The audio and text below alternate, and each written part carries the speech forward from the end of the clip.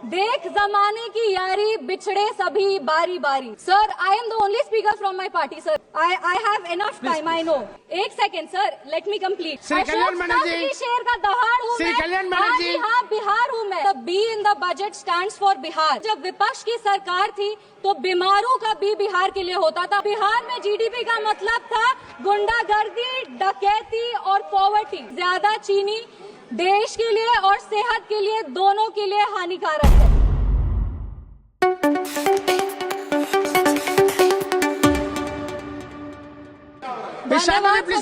महोदय, आज अपनी पार्टी लोक जनशक्ति पार्टी की तरफ से इस आम बजट के समर्थन में अपने पार्टी का जो पक्ष है उसको रखने के लिए खड़ी हुई हूँ। कहीं हमने पढ़ा था कि the be in the budget stands for Bihar, और ये बात सत्य है कि आज बजट का बी बिहार के लिए, क्योंकि जब विपक्ष की सरकार थी तो बीमारों का बी बिहार के लिए होता था। हमने वो लंबा सफर तय करके आज एनडीए सरकार की वजह से हम यहाँ पर खड़े हैं। पूरे विश्व को शून्य देने वाले आर्यभट्ट, जो पूरे विश्व को शून्य दिए थे, उनका जन्म बिहार में हुआ था, और ये वही शून्य है जो दिल्ली विधानसभा चुनाव में कांग्रेस पार्टी को आई थी। और अगर आज बिहार को 2 शून्य अधिक मिल रहे हैं तो विपक्ष को इतनी तकलीफ क्यों हो रही है? जिस सरकार ने बिहार में विकास लाए हैं, बिहार हमेशा उनका आभारी रहेगा। हम उस बिहार की बेटी हैं सर जो इस देश की रीढ़ की हड्डी है। वो चाहे आपके कॉर्पोरेट सेक्टर्स हो, वो चाहे आपके सॉफ्टवेयर आईटीज हो, वो आपके इंफ्रास्ट्रक्चर को खड़ा करने वाले मजदूर हो, वो आपके घर के सहयोगी हाथ हो। हर घर में सर एक बिहारी है। आपके घर को घर बनाने वाला आदमी बिहारी है। बिहार का उत्थान अब अडिग है और बिहार के विकास में अब कोई भी बाधा नहीं आएगी।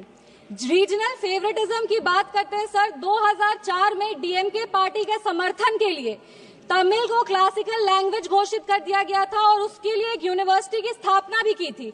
तब बिहार वासी को और बिहारियों को कोई दिक्कत नहीं था, पर आज जब बिहार को ज्यादा मिल रहा है तो विपक्ष को इतनी तकलीफ क्यों हो रही है? बिहार में आज जीडीपी का मतलब है ग्रॉस डोमेस्टिक प्रोडक्ट, बट जब विपक्ष की सरकार थी तो बिहार में जीडीपी का मतलब था गुंडागर्दी, डकैती और पॉवर्टी। हम बिहार में जमीनी स्तर पे काम करते हैं, इन लोगों ने बिहार में जमीन हड़पने के लिए काम किया है। हम दोनों में बस यही अंतर है।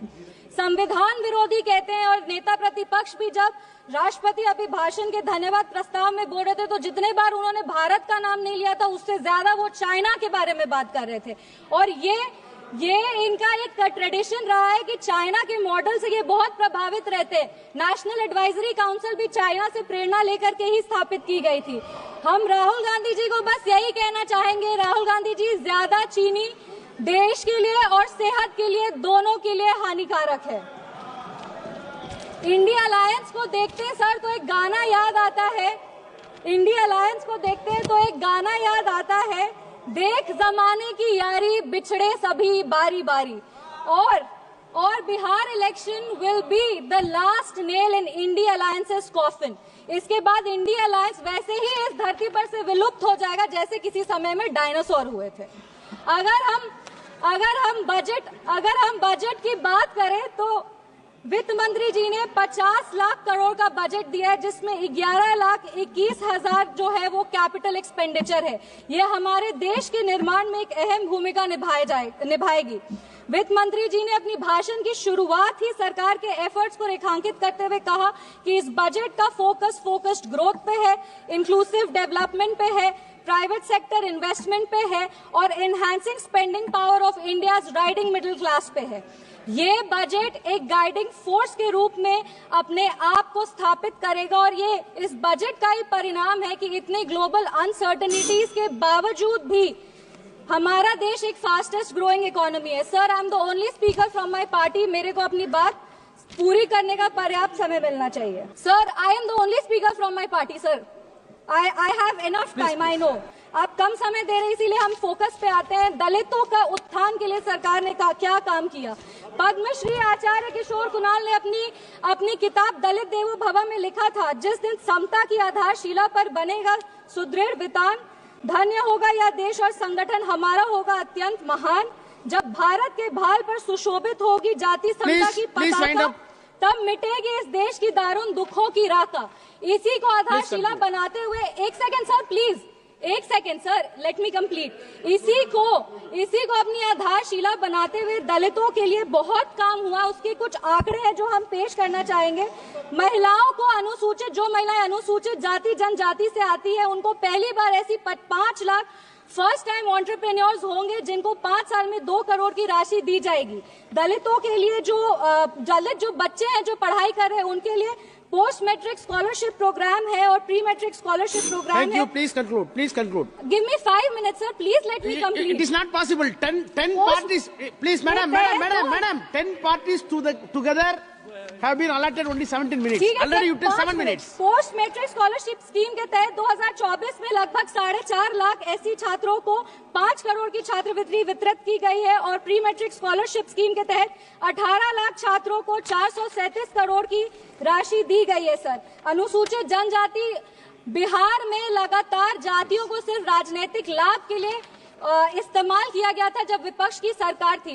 इंदिरा गांधी जी बेलची गांव गई थी हाथी पे चढ़कर, उसके बाद भी उन्होंने सिर्फ और सिर्फ उनके लाभ के लिए दलितों को प्रताड़ित किया गया। जब लालू यादव जी आज समाजवाद पे बहुत लंबे लंबे भाषण देते हैं, पर ये बात सत्य है कि अगर सबसे ज्यादा दलित को प्रताड़ित किया गया था तो वो उन्हीं की शासनकाल में किया गया था। हम अपने राष्ट्रीय अध्यक्ष श्री चिराग पासवान जी का आभार व्यक्त करते हैं जिनके प्रयासों, सर 5 मिनट्स, जिनके प्रयासों के वजह से आज निफ्टन जैसे जो इंस्टीट्यूट है वो बिहार में आ रहे हैं और आने वाले समय में बिहार ईस्टर्न हब में एक जो फूड प्रोसेसिंग है उसका एक नोड बनेगा। आईआईटी पटना को विस्तृत किया जाएगा। Sir 2 minute. Thank you. Please sir please 4 पंक्ति पढ़कर हम अपने वाणी को विराम दे रहे हैं। सर, बिहार के गौरव को और बिहार की जो इतिहास रहा है उसको बार बार इस सदन में उछाला जाता है। बिहार के खिलाफ कई सारी बात विपक्ष कहते हैं। 5 पंक्ति सर हम पढ़ेंगे।